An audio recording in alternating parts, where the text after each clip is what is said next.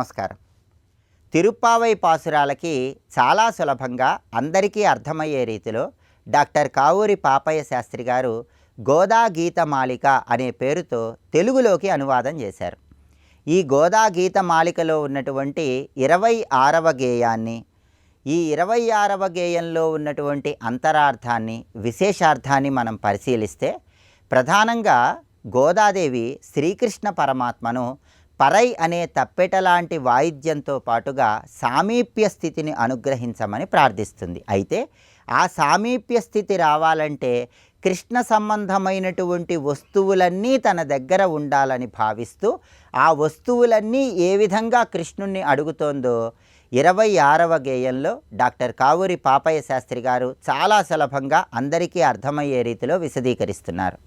26వ గేయంలో గోదాదేవి శ్రీకృష్ణ పరమాత్మను ఎలా ప్రార్థిస్తోందంటే, ఇంద్రనీలమణి శరీర నందగోప సుకుమార మర్రియాకుపై పరున్న మాయాబాలుడా అంటూ కీర్తిస్తోంది. అంటే దీనిలో ఉన్న అర్థం ఏంటంటే, ఇంద్రనీలమణి శరీర నందగోప సుకుమార, నందుని కుమారుడైనటువంటి శ్రీకృష్ణ పరమాత్మ నీలమేఘ శ్యాముడిగా ఉన్నావు, మర్రియాకుపై పరున్న మాయాబాలుడా, సమస్త లోకాలను నీ ఉదరంలో దాచుకొని దామోదరుడిగా ఉండి మళ్ళీ ఏమీ తెలియని పసిబాలుడిలాగా ప్రళయకాలంలో మర్రి ఆకుపై పరున్న స్వామి నీ సామీప్య స్థితిని మాకు అనుగ్రహించవయ్యా అంటూ ప్రార్థిస్తోంది. అలాగే మా పూర్వులు చేసినట్టి మార్గళి స్నానము చేసి ఆశ్రితావన నీ వ్రతమాచరింపవచ్చినాము అంటూ కీర్తిస్తోంది.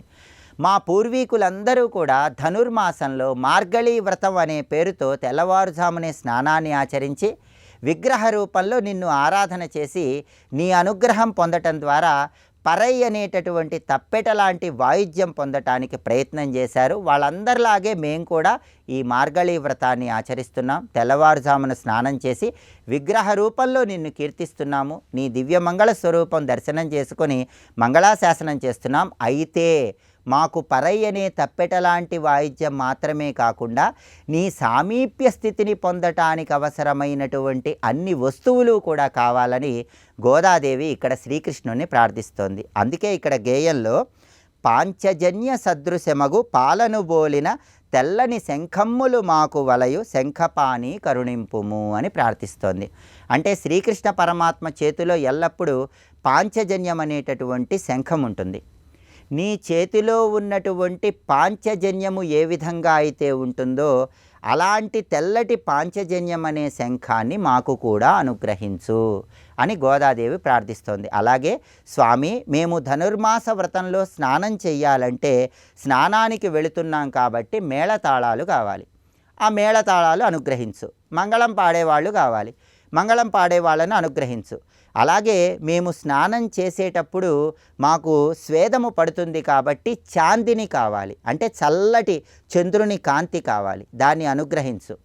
అలాగే మేము స్నానం చేసేటప్పుడు వర్షం వస్తే ఆ వర్షంలో మేము తడవకుండా ఉండటానికి మాకు ఆదిశేషుడు కావాలి, ఆదిశేషుడిని అనుగ్రహించు అంటూ గోదాదేవి శ్రీకృష్ణ పరమాత్మను ప్రార్థిస్తోంది. అంటే ఇక్కడ దీనిలో ఉన్న విశేషార్థాన్ని పరిశీలిస్తే గోదాదేవి శ్రీకృష్ణుడి చేతిలో ఉన్నటువంటి శంఖంలాంటి శంఖం అడిగింది. అలాగే శ్రీకృష్ణుడి దగ్గర ఆదిశేషుడు ఎలా ఉన్నాడో అలాగే తనకు కూడా ఆదిశేషుడు కావాలని అడిగింది. శ్రీకృష్ణుడి దగ్గర మేళతాళాలు ఏ విధంగా ఉంటాయో అలాగే మేళతాళాలు కావాలని అడిగింది. శ్రీకృష్ణుడి దగ్గర ఉన్నటువంటి ధ్వజం లాంటి ధ్వజం కావాలని అడిగింది. శ్రీకృష్ణుడి దగ్గర ఉన్నటువంటి చంద్రుని కాంతి ఏదైతే ఉంటుందో అలాంటి చంద్రుని కాంతి కావాలని అడిగింది. అంటే భగవత్ సామీప్య స్థితిని పొందాలంటే భగవత్ సంబంధమైనటువంటి వస్తువులన్నీ ఉండాలి. భగవత్ సంబంధమైన వస్తువులన్నీ మన దగ్గర ఉంటే భగవంతుడి సామీప్య స్థితి పొందినట్లే అని దీనిలో ఉన్న విశేషార్థం. అలాగే గోదాదేవి ఇక్కడ గేయంలో మంగళ దీపములు వలయు మంగళ గాయకులు వలయు పరవాద్యము ధ్వజవితాన పరికరములు నొసగుమయ్యా అంటూ ప్రార్థిస్తోంది. అంటే ఇలా స్నానానికి వెళ్ళేటప్పుడు మేళతాళాలు, మంగళం పాడే వాళ్ళతో పాటుగా రకరకాలైనటువంటి దీపములు కావాలి, తప్పెట లాంటి వాయిద్యము కావాలి, నీ దగ్గర ఉన్నటువంటి అన్ని వస్తువుల్లాంటి వస్తువులు కావాలని ప్రార్థిస్తోంది.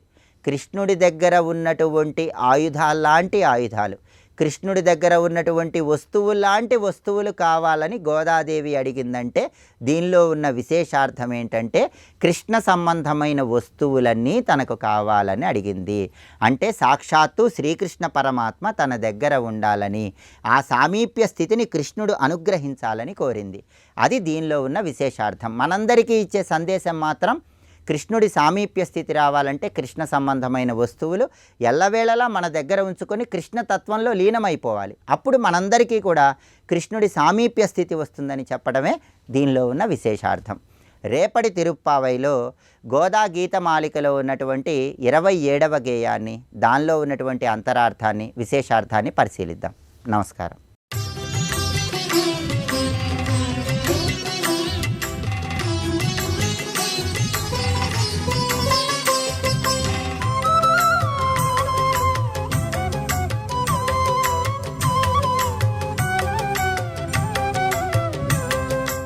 ఇక్కడ మోక్షానికి పనికొచ్చే భక్తి నిజానికి నిర్గుణ భక్తి అనేది మోక్షానికి పనికొస్తుంది.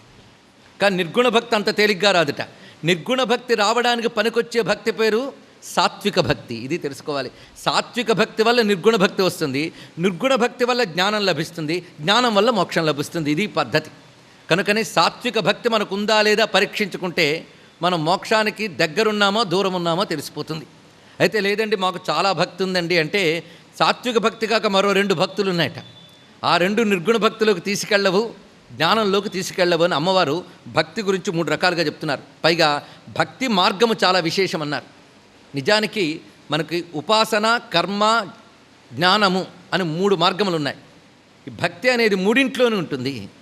కనుకనే ఇప్పుడు ఉపాసన మనం భక్తిగా చేయగలిగితే దాని భక్తి యోగం అనుకోవాలి. జ్ఞానమునందు భక్తి కేవలం అనుభవ రూపంగా ఉంటుంది. ఇది తెలుసుకోవాల్సింది. సిద్ధభక్తి అని దాని పేరు. అందుకే ఇక్కడ ప్రధానంగా 3 రకాల భక్తులు చెప్తూ భక్తి మార్గం ఎవరికయ్యా యోగ్యము అంటే అటు పూర్తిగా వైరాగ్యం రాక, ఇటు పూర్తిగా లంపటాలు లేక ఉన్న వాళ్ళకి చాలా పనికొస్తుంది అండి. ఐక విషయాలు ఇవన్నీ కావాలి అంటే కర్మ మార్గంలో ఉండడమే మంచిది.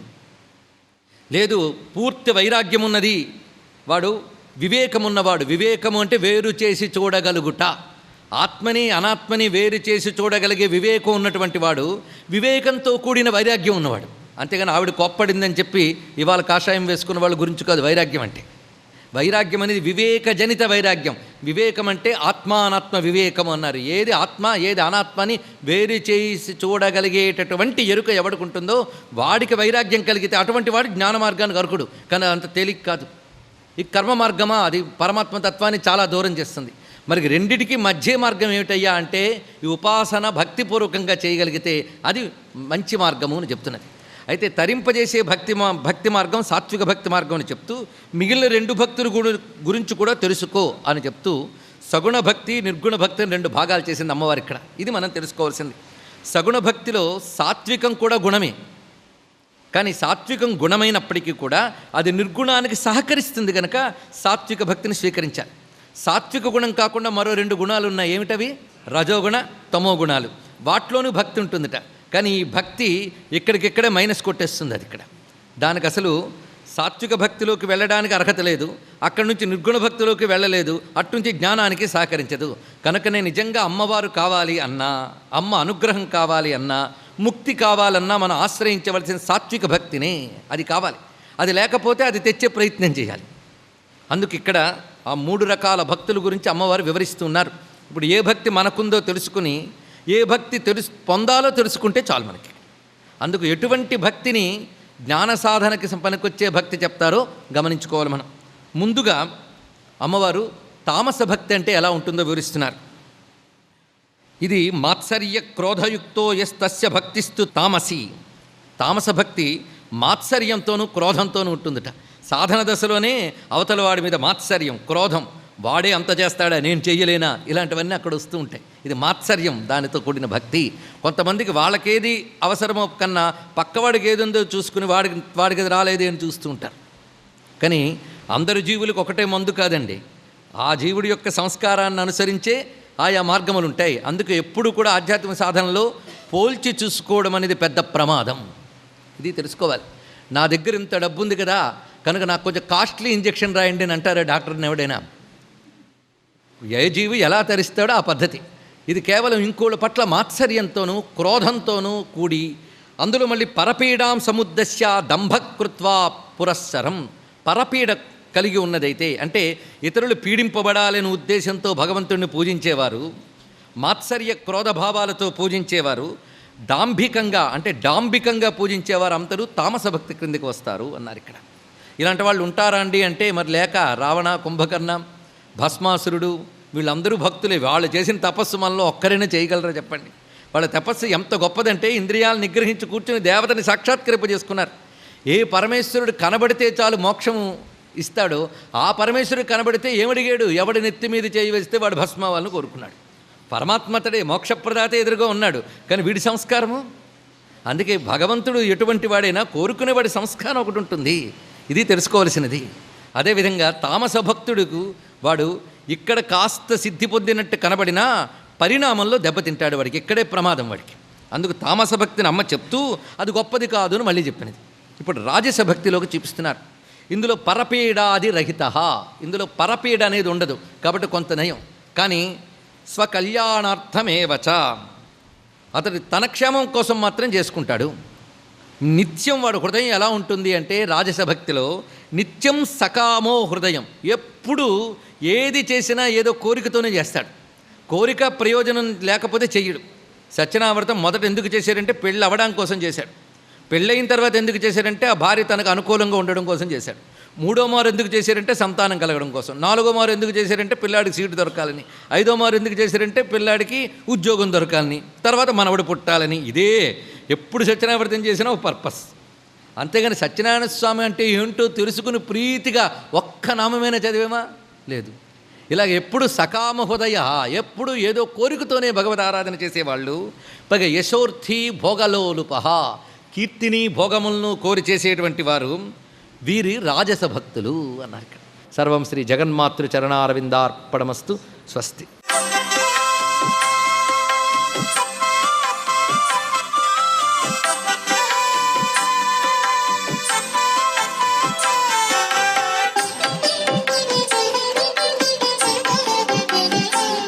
ఓం నమో నారాయణాయ. ఓం నమః శివాయ. శ్రీమాత్రే నమః. ఒక పిలుపులో పిలిచితే పలుకుతావట. కలియుగవాసుడైనటువంటి వెంకటేశ్వర స్వామి వారిని గోవిందనామాలతో ఈరోజు ఎవరైతే తమ ఇంటిలో ఆవు నేతితో దీపారాధన చేసి ధనుర్మాస సందర్భంగా ఆ స్వామికి తిరుమల వెంకటేశ్వర శరణు శరణు మదిలో నని నామమెప్పుడు మరువలేను ఓ శేషశయన అంటూ ధ్యానం చేసి ఆ వెంకటేశ్వర స్వామికి సంబంధించినటువంటి వజ్ర కవచ పఠనం ఆచరించి తిరుప్పావైలో ఉన్నటువంటి ఒక పాసురాన్ని పఠిస్తే చాలండి, ఈ యొక్క ధనుర్మాస రీత్యా స్వామివారు అనుగ్రహాన్ని మనకు ప్రసాదిస్తాడు. అంతేకాదు చక్ర పొంగలి కానీ లడ్డూ కానీ నైవేద్యంగా సమర్పించే స్వామివారికి అది 10 మందికి కనుక పంచినట్లయితే శనివారం నాడు అద్వితీయమైనటువంటి కరుణారస దృష్టిని ప్రసరింపచేస్తాడు ఆ కలియుగ వాసుడైన వెంకటేశ్వర స్వామివారు. అందుచేతనే ధనుర్మాసంలో శనివారం నాడు తప్పనిసరిగా విష్ణాలయానికి నడిచి వెళ్ళండి. కాళ్లకు చెప్పులు లేకుండా ఎవరైతే నడుస్తూ ఆ యొక్క నామాన్ని చేస్తూ వెళ్తారో, ఆ యొక్క విష్ణాలయాన్ని సందర్శించి అక్కడ తమకు తోచిన చందంగా సేవ చేస్తారో, అంటే ఆలయాన్ని శుభ్రపరచడం దగ్గర నుంచి, ముగ్గులు పెట్టడం దగ్గర నుంచి, దీపారాధన చుట్టుపక్కల చేయటం దగ్గర నుంచి ఆచరిస్తారు, వారికి అశ్వమేధయాగ సత్ఫలితాన్ని ఆ యొక్క కలియుగ దైవమైనటువంటి విష్ణు భగవానుడు ప్రసాదిస్తాడు. విష్ణు సహస్రనామ స్తోత్రంలోని మొట్టమొదటి శ్లోకం విశ్వం విష్ణుర్వషట్కారో భూత భవ్య భవత్ప్రభు భూతకృత్ భూతరుద్భావో భూతాత్మా భూతభావన అని చెప్పేసి చదువుకున్నా చాలు. అద్వితీయమైనటువంటి ఐశ్వర్యం మనకు వచ్చి తీరుతుంది శనివారం నాడు. ఆ దేవాలయ ప్రాంగణంలో ఉన్నటువంటి ఉసిరి చెట్టు దగ్గర దీపారాధన చేసినా కూడా అద్వితీయమైనటువంటి పుణ్యం మనకు కలిగి ఆ నీరజాక్షుడు మనకు అనుక్షణం కూడాను రక్షణగా అనుగ్రహాన్ని ప్రసాదిస్తాడు సుమ. సర్వే జనా సుఖినో భవంతు.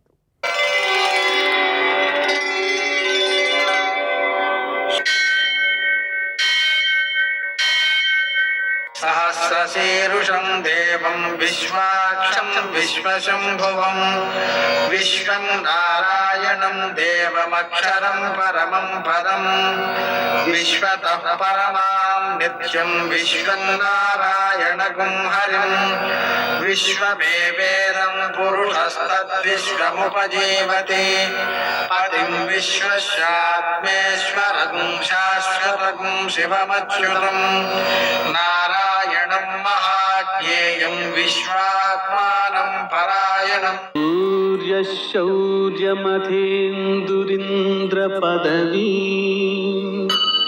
सन्मङ्गलं मङ्गलम्. పద్మావతి ప్రణయలాలితముగ్ధదేహ శ్రీ వెంకటేశరుణమోచనమస్తు మహ్యం. నేటి కాలమాన విశేషాలను గమనిద్దాం. స్వస్తి శ్రీ చాంద్రమాన విశ్వావసనామ సంవత్సరం ఉత్తరాయణం, కొన్ని పంచాంగాలలో దక్షిణాయనం, హేమంత ఋతువు పుష్యమాసం, కృష్ణపక్షం శనివారం, సూర్యోదయం 6:52 సూర్యాస్తమయం 5:55. తిథి సప్తమి ఉదయం 8:25 వరకు, నక్షత్రం హస్త ఉదయం 10:42 వరకు, వర్జం రాత్రి 12:33 నుంచి 2:19 వరకు, దుర్ముహూర్తం ఉదయం 6:52 నుంచి 8:20 వరకు, అమృతకాలం ఉదయం 9:13 నుంచి 10:57 వరకు, రాహుకాలం శనివారం కాబట్టి ఉదయం 9 నుంచి 10:30 వరకు, అష్టకవర్గరీత్యా శుభప్రదమైన సమయం ఉదయం 10:40. నేటి విశేషం శనివారం అష్టకాశ్రార్థం. శనివారం కాబట్టి సూర్యోదయానికి ముందే నిద్ర లేవాలి. నిత్యకృత్యాలు పూర్తి చేసుకుని శంకరునికి కేజింపావు నువ్వుల నూనెతో అభిషేకం చేసి 1/2 కేజీ నల్ల నువ్వులతో పూజ చేయడం ద్వారా స్వామివారి యొక్క అనుగ్రహంతో సకల గ్రహదోషాలను తొలగించుకోవచ్చు. ఆ నూనెలో పసుపు కలిపి ఆవులకు ఒళ్ళంతా రాయడం, ఆ నువ్వులు ఆవులకు ఆహారంగా అందించడం విశేషమైన సత్ఫలితాలను అందజేస్తుంది. అలాగనే వెంకటేశ్వర దీపారాధన అద్భుతమైన ఫలితాలను ఇస్తూ కష్టాలను తొలగిస్తుంది, సంపదలను అందిస్తుంది. ఆంజనేయ స్వామికి అప్పాలు నివేదన చేయడం, ప్రదక్షిణాలు చేయడం, హనుమాన్ చాలీసా పారాయణ చేయడం, ఆకుపూజ చేయడం ఇవన్నీ కూడా గ్రహదోషాలన్నింటినీ కూడా తొలగించి ఉత్సాహాన్ని, ఆరోగ్యాన్ని వృద్ధి చేస్తాయి. అదేవిధంగా ఈరోజు అష్టకాశ్రార్థాన్ని పాటించడం ద్వారా, పితృదేవతలను ఆరాధించడం ద్వారా పిల్లలు అభివృద్ధిలోకి వస్తారు. అతి ముఖ్యంగా ధనుర్మాసంలో 26వ శుభదివసాన 26వ పాశురం ద్వారా గోదాదేవి స్వామివారిని ప్రార్థిస్తూ ఉంది. నీకు నిన్ను ఆశ్రయించిన వారి మీద ప్రేమ చాలా ఎక్కువ. ఇంద్రం నీలమణి వంటి కాంతి కలవాడు నువ్వు. మార్గశీర్ష మాసంలో స్నానం చేయగా వచ్చాం. వ్రతానికి అవసరమైనటువంటి పరికరాలను నిన్ను అర్థించాం. దయచేసి మా మాటలు విను. భూమండలం అంతా కూడా వణికిపోయేలాగా ధరించేటువంటి తెల్లటి శంఖం కావాలి మాకు. అలాగే పెద్దదైనటువంటి పరా అనే వాద్య విశేషం కావాలి. మృదు మధురమైన కంఠాలతో మంగళగానాలని పాడతాం. అలాగే మాకు సహకారగా భాగవతులు కావాలి పాడేటందుకు. వ్రతంలో ముందుకు సాగడం కోసం మంగళదీపం కావాలి. అలాగే చాందినీలు కావాలి. లోకాలన్నిటినీ కూడా నీ పొట్టలో దాచుకున్నావు. అటువంటి వటపత్ర సాయివి నువ్వు, అంటే మర్రి ఆకు మీద పరున్నావు. నీకు చేతకాంది ఏముంది చెప్పు. కరుణించి మా వ్రతాన్ని సమగ్రంగా పూర్తయ్యేటట్లుగా ఆశీర్వదించు, ఈ వస్తువులను మాకు ప్రసాదించు అని ప్రార్థిస్తోంది. నేటి ఆణిముత్యాలు.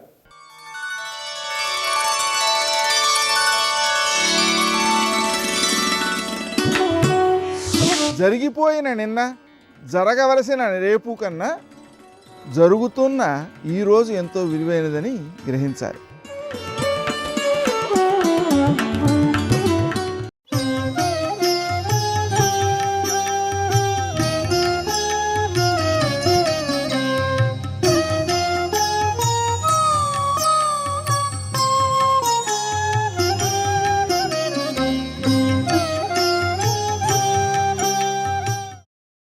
ఖాళీ దొరికింది భగవత్ సంబంధమైన గ్రంథపఠనం, అంతకన్నా అవకాశం దొరికింది ధ్యానం చేసుకోవడం, పరోపకారం, సాత్వికమైనటువంటి బుద్ధితో జీవితాన్ని గడపగలిగినటువంటి స్థితి అంకురించింది.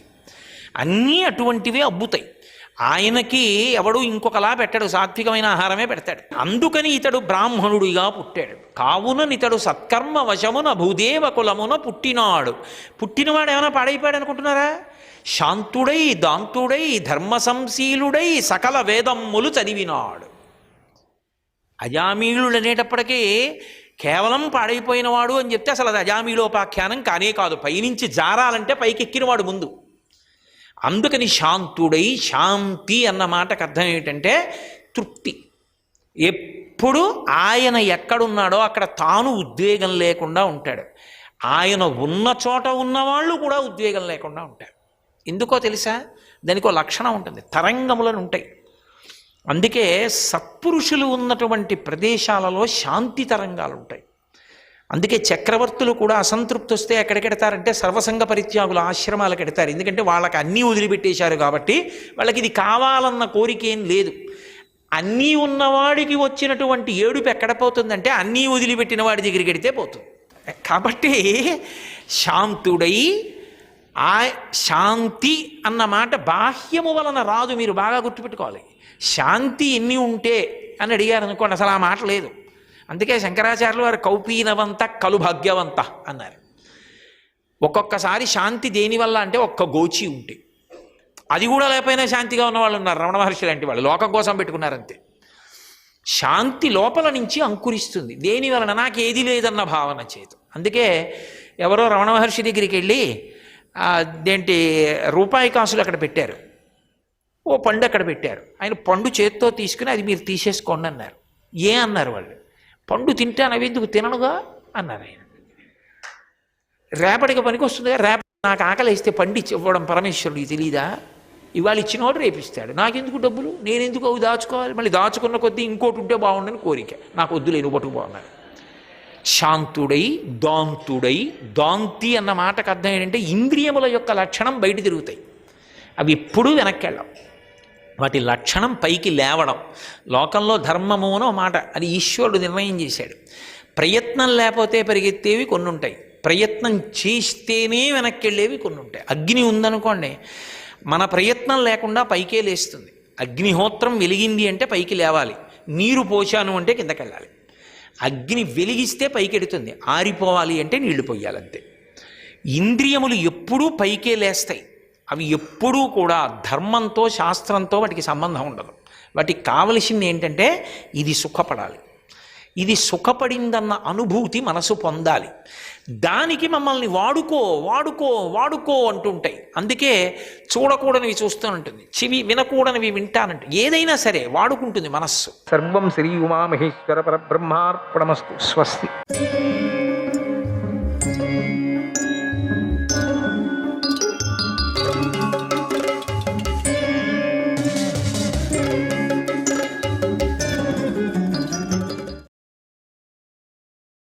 అప్పుడు రాజు వాళ్ళిద్దరికీ నమస్కారం చేసి ఆ గోమందను చూపించాడు. ఒక్క పర్యం దీంట్లో ఉండే ఆవులు ఎన్ని కావాలో తీసుకొని వదిలేసేయండి, మీరు ఒక్కరికి వదిలేసేయండి దాన్ని.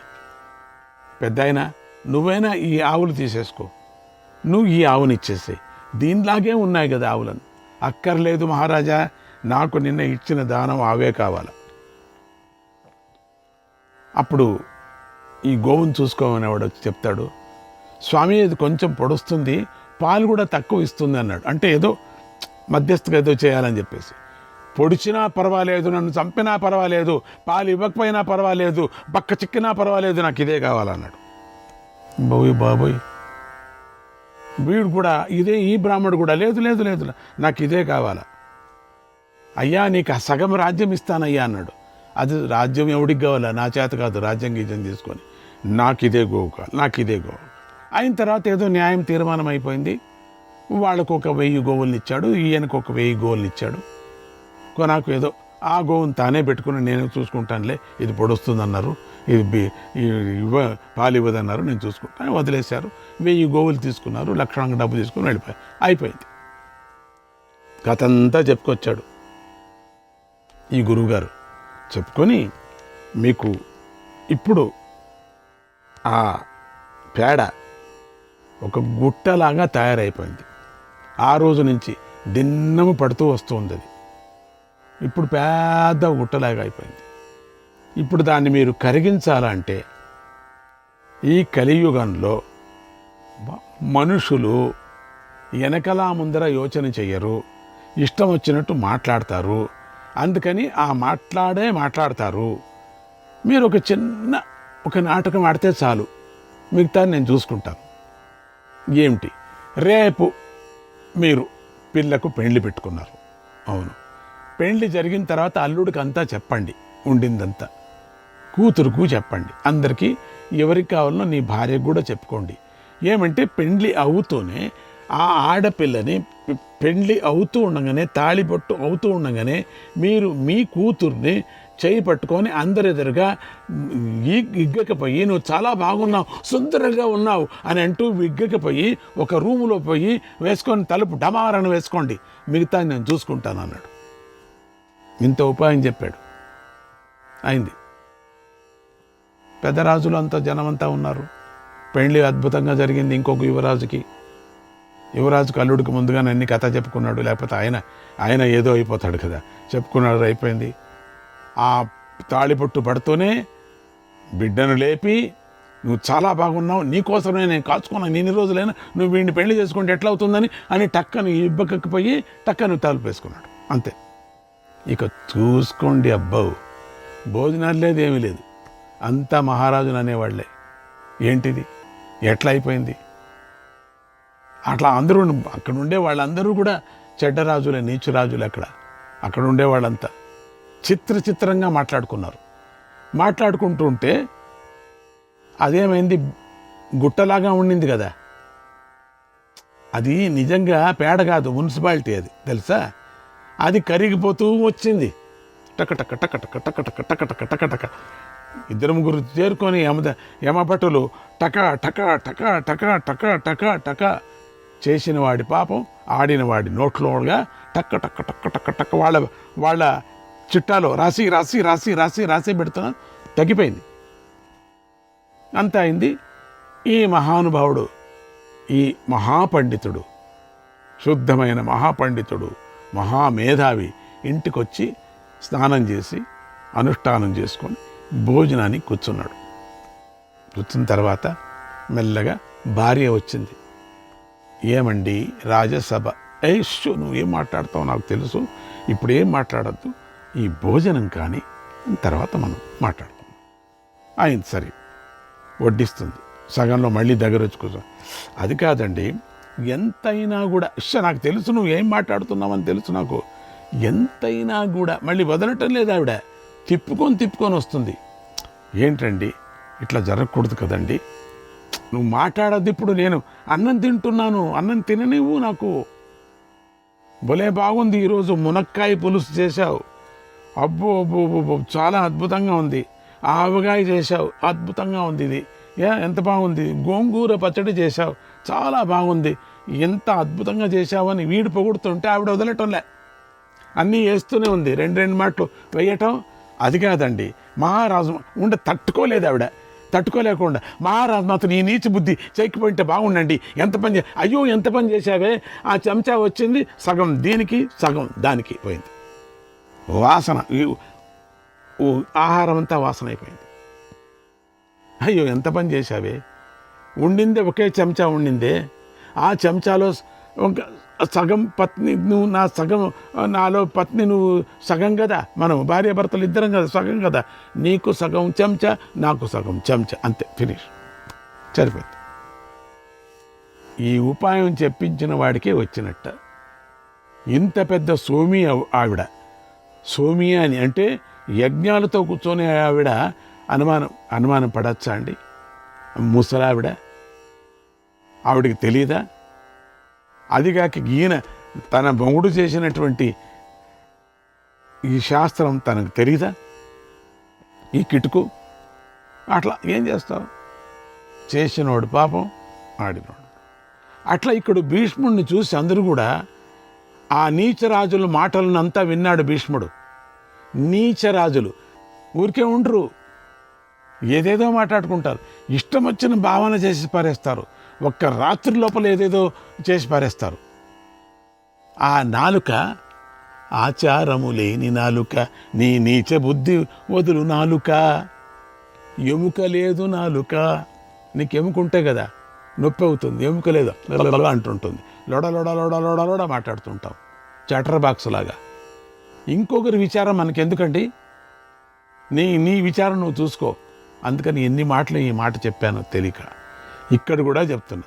మహాభారతంలో కూడా వచ్చింది ఈ కథ, చూడండి. ఇక్కడ భీష్ముడు ఆ నీచరాజుల మాటలంతా విన్నాడు, చెవుడా అతనికి. వారిని చూసి ఒక్కసారిగా మండిపడి పైకి లేచాడు.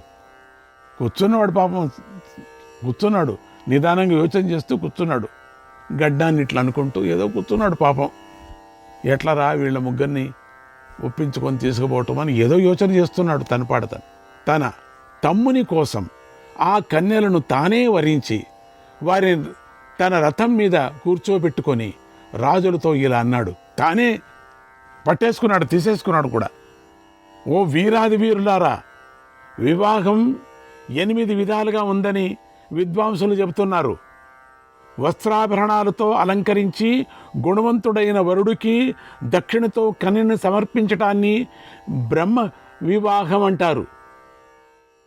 ఆవులు ఎద్దులు రెండిటినీ తీసుకొని కన్యాదానం చేయటాన్ని ఆర్ష వివాహం అంటారు.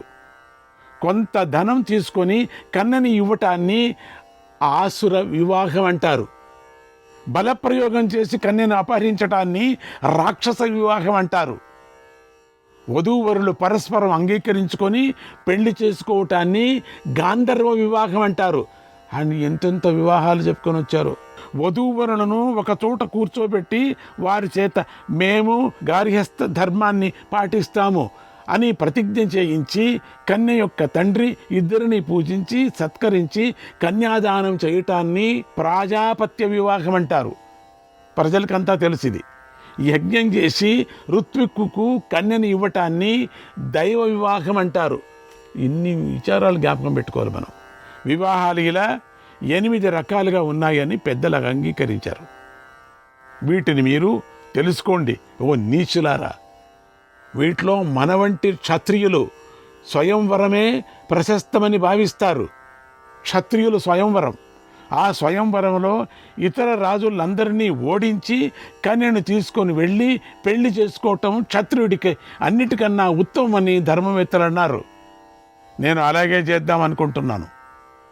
కనుక ఓ వీరులారా, శూరులారా, నేను ఈ కన్యలను బలవంతంగా తీసుకొని పోతున్నాను. మీ బల పౌరుషాలను ప్రదర్శించండి, మీ శక్తినంతా ఉపయోగించండి. నన్ను గెలవటానికన్నా గెలవటానికి ప్రయత్నించండి, ఓడించటానికైనా ప్రయత్నించండి. నేను మాత్రం యుద్ధానికి సిద్ధం అని రాజులకు, కాశీరాజుకు చెప్పి కన్యలను వెంటబెట్టుకొని రథంలో వెళ్ళిపోయాడు. ఎత్తకపోయాడు అంతే, పెట్టకపోయాడు. ఇంకా యోచనే లేదు. అసలు ఆయన చూస్తేనే భయం అందరికీ కూడా. ఆయన దగ్గరికి ఎవరు వస్తారు? ఆ మాటలు విని రాజులందరికీ అవమానమైపోయింది. ఆ పనిని సహించలేక కొంతమంది జబ్బులు చురుంచుకున్నారంటే మరికొంతమంది పండ్లు పటపటా కొరుకుతూ పైకి లేచారు. కొంతమంది తొడదట్టుకున్నారు. కొందరు మెడలోని ఆభరణాలు తీసి విసిరిగొట్టి కవచాలు ఆయుధాలను ధరించారు. అప్పుడప్పుడే తక్షణం తమ వాహనాలను ఎక్కి వాటిని ముందుకు దూగించారు, వెళ్ళారు. భీష్ముడు రథాన్ని వెంటాడి భీష్ముడి యుద్ధానికి కవించారు. వాళ్ళందరూ వచ్చారు, తక్క పట్టా పట్టా పట్టా. భీష్ముడు అంతా కోపించి ఒంటరిగానే వారిని అందరినీ ఎదుర్కొన్నాడు. ఒక్కొక్కరిని కూడా ఒక దోమ నల్లులాగా. అప్పుడు ఘోర సంగ్రామమే జరిగింది. రాజులందరూ కలిసి 10,000 బాణాలను ప్రయోగించగా అవి గాలిలో ఉండగానే భీష్ముడు తన బాణాలతో వాటిని ముక్కలు ముక్కలు ముక్కలు ముక్కలు చేసి పారేశాడు. అవి కిందకే రాలేదు, అవి ముక్కలు ముక్కలు రాలే, అంతే పుష్పాల్లాగా. తర్వాత రాజులు బాణవర్షాన్ని కురిపించారు. అందరూ మాట్లాడుకొని ఒక్కటే బాణవర్షం కురిపిస్తామను అని భీష్ముడికి కప్పేశారు మొత్తం బాణవర్షంతో. భీష్ముడు ఆ బాణవర్షాన్ని నివారించి 3 బాణాలతో రాజులందరినీ కొట్టి గాయపరిచాడు. ఎవరిని చంపలేదు. తొడగొట్టిన వాడికి తొడ మీద కొట్టాడు, భుజాలు తట్టుకున్న వాడికి భుజాలు కొట్టాడు. వాళ్ళ ఇష్టం. అందరికీ కూడా ఒక్కొక్కరికి ఒక్కటి ఏమేమి చేశారో అందరికీ ఒక్కొక్క 3 బాణాలు లెక్క పెట్టుకొని 3 బాణాలు వేశాడు. అందరికీ బాణ వర్షాన్ని కురిపించాడు. పట్ట పట్ట పట్ట పట్ట పట్ట కంప్యూటర్ లాగా. అదే అంతగా నేర్చుకున్నాడు ఆయన. టక్క టక్క టక్క ఎక్కడ వెళ్ళి కొట్టాలనో కొట్టేస్తున్నాడు. రాజులు 5 బాణాలను ప్రయోగించగా భీష్ముడు 2 బాణాలతో వాటిని తప్పికొట్టాడు. వీళ్ల మీద వేస్తూ వాళ్ళది వచ్చేటువంటి బాణాలను తిప్పి కొట్టాడు. ఇలా ఆ యుద్ధం దేవదానవ యుద్ధంలాగా భయంకరంగా సాగింది. రణరంగంలో వీరులందరూ అలా చూస్తూ ఉండగానే భీష్ముడు వారి ధనస్సులను విరిచి, ఆ ధనస్సు ఉంటే కదా మళ్ళీ వీళ్ళు వేస్తారు అని చెప్పి ఏం చేశాడు, మొదటి పాపం వాడు బాణం వేస్తే బాణం కొట్టి పారేసేవాడు.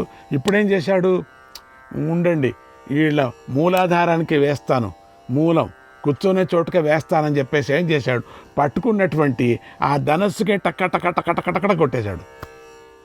చక్క చక్క చక్క చక్క ఇరిగిపోయాయి. ధ్వజాలను, కవచాలను, తలాలను కూడా 100,000 కొద్దిగా ఖండించాడు. ఇక తట్టుకోలేకుండా ఖండించి పడించాడు. యుద్ధభూమిలో రథం మీద తిరుగుతూ అందరినీ మించిపోయాడు.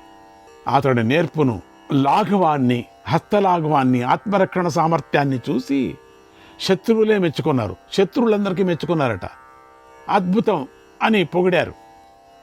ఎంత అద్భుతం, మా కిరీటమే కింద పడేశాడు. కవచాలు మొత్తం కట్టుకున్నటువంటి కవచాలు కరెక్ట్గా బాణం కొట్టి వెళ్ళిపోయింది అది. అట్లా అందరూ పొగిడారు. అలా యుద్ధంలో భీష్ముడు వీరులు, శూరులు అనుకుంటున్న వారందరినీ సులభంగా జయించి 3 కన్యలతో, ఎవరు చచ్చిపోయారో ఎవరు బతికారో అది లెక్కలేదు, హస్తినకు బయలుదేరాడు. 3 కన్యలతో బయలుదేరాడు. ఇంతలో వెనక నుంచి సాల్వరాజు వచ్చాడు. ఆ సాల్వరాజు వచ్చి భీష్ముడితో యుద్ధానికి దిగాడు. సాల్వుడు. ఆ సాల్వుడు మహాబలవంతుడు. ఎలాగైనా సరే స్త్రీని పొందాలి అనేటువంటి కోరికతో ఆ సాల్వుడు వేగంగా వచ్చి భీష్ముడితో, ఓరీ భీష్మ, నిలబడు, అక్కడే నిలబడు అని గర్జించాడు. భీష్ముడు ఆ మాటలు విన్నాడు. ధనస్సును, బాణాలను పట్టుకున్నాడు.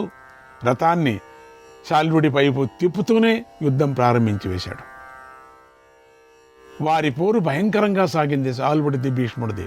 ఆ యుద్ధాన్ని రాజులందరూ ప్రేక్షకుల్లాగా తిలకించారు. అక్కడే ఉన్నారుగా అంకా సర్దుకుంటున్నారు. వాళ్ళంతా కింద పడిన వాళ్ళు సర్దుకుంటూ అందరూ చూశారు. సాల్వుడు 1000 కొద్ది బాణాలను భీష్ముడిపై కురిపించడాన్ని చూసినటువంటి రాజులు సాల్వుడిని మెచ్చుకున్నారు. అందరూ కూడా భీష్ముడు వారి మాటలు విని కోపించి సారథితో అతడికి ఎదురుగా రథాన్ని నిలుపు, గరుక్మంతుడు పామును పట్టి చంపినట్టుగా ఇప్పుడే నేను ఆ శాల్వుడిని చంపేస్తానని విజృంభించాడు. వరుణాస్త్రాన్ని ప్రయోగించాడు. శాల్వుడి రథానికి గల 4 గుర్రాలను కొట్టాడు. శాల్వుడి బాణాలను తన బాణాలతో ముక్కలు చేసి ఆ సారథిని చంపేశాడు. ఇంద్రాస్త్రాన్ని ప్రయోగించి గుర్రాలను కూడా చంపేశాడు. అలా శాల్వుడిని ఓడించి ప్రాణాలతో విడిచిపెట్టి కన్యలతో కలిసి భీష్ముడు హస్తినకు బయలుదేరాడు. ఓడించి వెనక్కి పరిగెత్తాడు సాల్వుడు.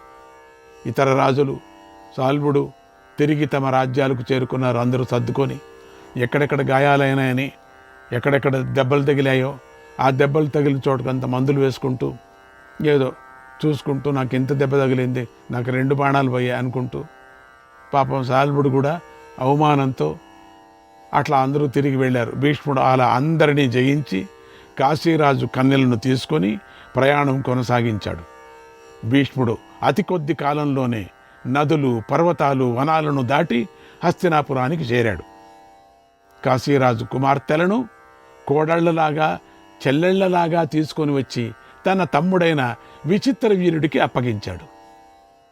ఇలా అలౌకికమైన పరాక్రమాన్ని ప్రదర్శించి తాను తెచ్చిన కన్యలను తల్లి అనుమతితో విచిత్ర వీరుడికి ఇచ్చి పెళ్లి చేయాలనుకున్నాడు. సరిగ్గా పెళ్లి చేసే సమయంలో కాశీరాజు పెద్ద కూతురైనటువంటి అంబ భీష్ముడితో ఇలా అంది: మయా సౌభపతి పూర్వం మనసాహి వృతః పతి తేన చాస్మి వృతా పూర్వం ఏష కామశ్చ మే పితుః. ఓ ధర్మాత్మ, శోభపతి సాల్వుణ్ణి నా మనస్సులో నేను ముందే భర్తగా వరించాను. మహాత్మా, ఆయన కూడా నన్ను వరించాడు. మేమిద్దరూ ఇష్టపడ్డాం. అతనితోనే నా పెళ్లి జరగాలనేది మా తండ్రి కోరిక కూడా. స్వయంవరం జరిగి ఉంటే నేను సాల్వుడినే వరించేదాన్ని. ఉంటే వాడు కూడా కూర్చున్నాడు అక్కడ ఆయన. కానీ ఇంతలో నువ్వేం చేశావు? అసలు స్వయంవరమే జరగకోకుండా ఎత్తుకొని వచ్చేసావు అందరినీ కూడా. ఇప్పుడు మీకు విషయం తెలిసింది కాబట్టి ధర్మాత్ములు విచారించి ధర్మాన్ని ఆచరించండి అంది. వెంటనే భీష్ముడు అక్కడి బ్రాహ్మణులతో సంప్రదించాడు. కాశీరాజు పెద్ద కూతురైనటువంటి అంబను సాల్వుడి వద్దకు వెళ్ళమని అనుమతించాడు. అవునమ్మా తల్లి, నువ్వు వెళ్ళిపోమ్మా తల్లి, నువ్వు అక్కడికి. తర్వాత అంబిక, అంబాలిక అనేటువంటి ఇద్దరు కన్యలను విచిత్ర వీరుడికిచ్చి పెళ్లి చేశాడు. విచిత్ర వీరుడు 16 సంవత్సరాలు గల ఆ అంబిక, అంబాలికలతో కామభోగాలను అనుభవించాడు. వారు విచిత్ర వీరుడు భర్తగా లభించటం తమ అదృష్టమని భావించుకున్నారు. ఇలా వారితో విచిత్ర వీరుడు 7 సంవత్సరాలు నిర్విరామంగా ఆనందించటంతో యవనంలోనే అతడికి క్షయరోగం వచ్చింది. అప్పుడు అతడి స్నేహితులు, ఆప్తులు, బంధువులు అందరూ పెద్ద పెద్ద వైద్యుల చేత చికిత్స చేయించారు. అయినా ఫలితం లేకపోయింది. సమయాలు లేకుండా ఎప్పుడు పడితే అప్పుడు కామభోగాలను అనుభవించడం చేత విచిత్ర వీరుడు సూర్యుడు అస్తమించినట్లుగా చిన్నతనంలోనే మరణించాడు. ఇక్కడికి అయిపోయింది. ఇది ఒక పేజ్ లాగా అయిపోయింది. భీష్ముడు సోదరుడి మరణానికి చింతిస్తూ తల్లి ఆజ్ఞ ప్రకారంగా ప్రేత కార్యాలను శాస్త్రం చెప్పినట్టుగా చేశాడు. శ్రీకృష్ణాయ పరమాత్మనే నమః.